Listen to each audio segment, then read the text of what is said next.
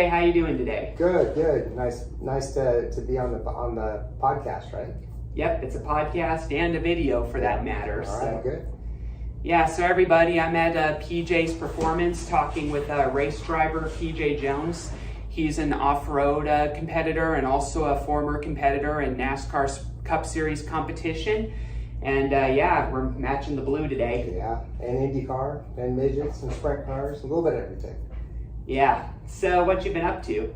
Well, right now here at PJ's Performance, basically, kind of coming into our slow season, but we're building new cars, race cars for our UTV race program, desert program. We race the score races, some of the U.S. races that we race, Best in the Desert, Legacy, and some of those Ultimate Off-Road Series. And so we prep cars for customers, we build cars, and we also race them ourselves. It's quite impressive. Tell everybody who you're the son of. I'm the son of, now, unfortunately, the late Parnelli Jones. We lost him a couple weeks ago, and but yeah, we got him until he's 90, and so that was really good, and almost 91. He'd be 91 in August, and but yeah, it was tough to see him go, and he had Parkinson's, and kind of really slowed him down through the years. And but man, to race, what I tell everybody is, you race midgets, you race sprint cars and Indy cars in the 60s, and you live to your 90. I mean, that's a 1%er right there. So it was pretty impressive, the achievements that he had, and what he had accomplished in racing and business, and raising such a wonderful child.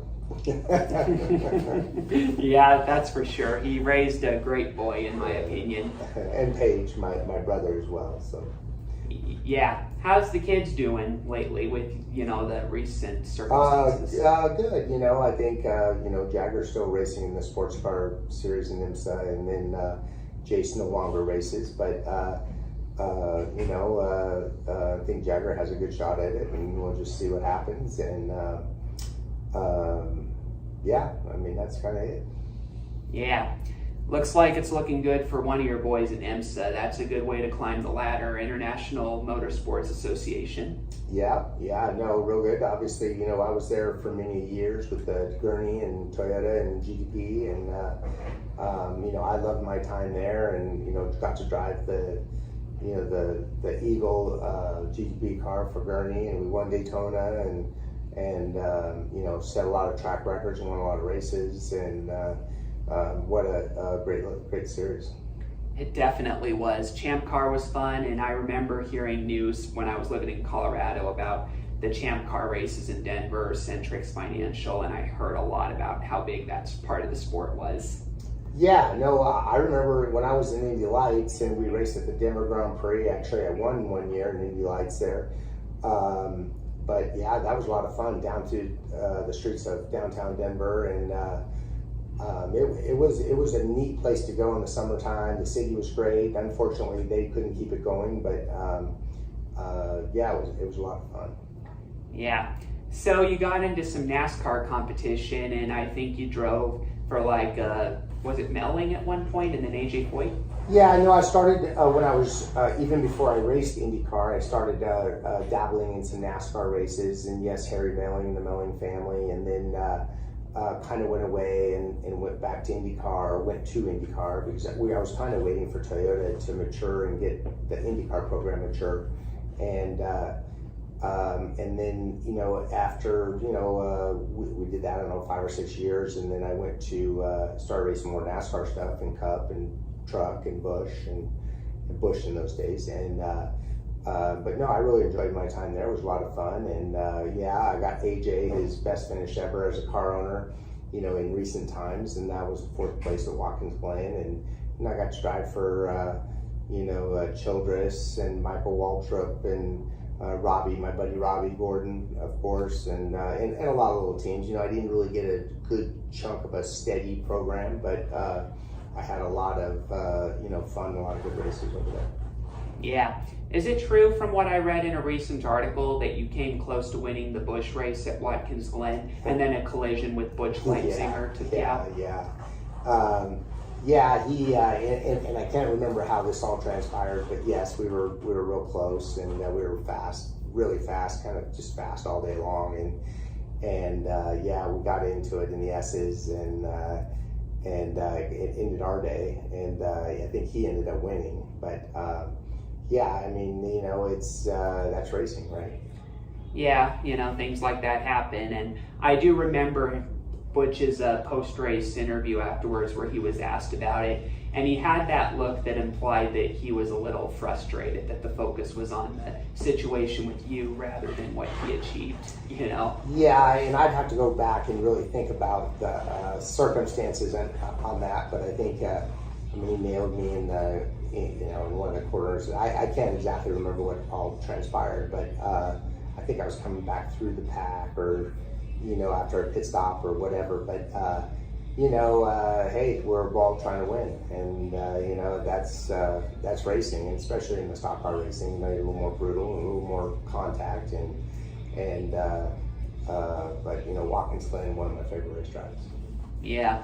Is it true that when Tony Stewart won the Glen and you finished 4th, was it true that he jumped the restart like what some drivers said, or is there No, two sides? I don't really know. You know, that wasn't, you know, yeah, I wasn't really involved in that. I can't really remember. I know I was chasing, I think Ricky Rudd, or he was behind me, one or the other, and you know, I think I had a pretty good race with him all day, and but it was, you know, it was a good day. It was to be able to, you know, have a top 5 finish for AJ, and you know, that team was, you know, struggling at the time, and you know, with Conseco, and you know, I drove a few races for him, but we were able to have that finish. And Mike Hillman was a crew chief, which he's an amazing guy, an amazing crew chief, and we just had everything just came together at the right time. Yeah. And for those who don't know, Mike Hillman Sr. Went on to become a NASCAR team owner and was co-owner of the Circle Sport Racing team, I think, and then it shut down around the time that the charter system in NASCAR was implemented, and now he's been crew chiefing for a variety of different roles, Yeah. I believe. Yeah. Did you ever look at his team or see their success, or? No, I mean, Mike and I, you know, kept in contact and did a lot of things, but no, I know he's a team owner, and he had a lot of success in the truck series, and I mean, he's just a good, solid, you know, seat of the pants crew chief. I mean, he's an old school guy. He knows how to get a car going good, and we worked together quite a lot. We raced for, you know, a couple of teams that I raced for, had him as crew chief, and I really enjoyed working with him, and we had some good finishes and some good runs, and he just knew what to do with the car. Yeah, I know what you mean. He was very successful, I think, in truck with the Bodines and Germain, you know. Absolutely, yeah. And Ted Musgrave was the champion for Ultra, with whom he drove for, I think, a couple times. Yeah, drove for Jimmy for a race or two, and in the truck series, and you know, we won the very first truck series race at Mason Marin, the very first time we debuted the trucks, and so that was fun. And won another winter heat race down in Tucson, but I really enjoyed the truck deal. I thought that you know, it was just perfect. It was a lot of fun, and it was very racy and very competitive. Yeah. Do you remember the season-ending truck race at Homestead? And if you do, what did Brendan Gaughan say when he came up to Jimmy Smith after his accident? Yeah, I don't think I got into it. You got to remember, we're all friends, right? So we have Jimmy, who I've known since I was born. Matter of fact, he babysitted me when I was 2.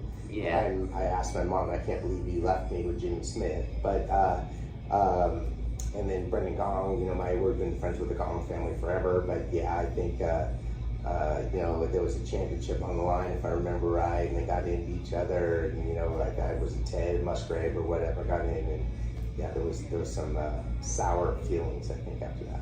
Yeah, I saw the video on YouTube where Brendan, during that delay for the champion, where NASCAR had to figure out who was the champion based on the rules. So I remember him coming up to the Ultra pit stall and voicing his complaints, and you sort of just watched with like a sort of like with a blank stare because you didn't know the full story of what had happened. Right. And I don't even know the full story, but yeah, I do remember some of that. So.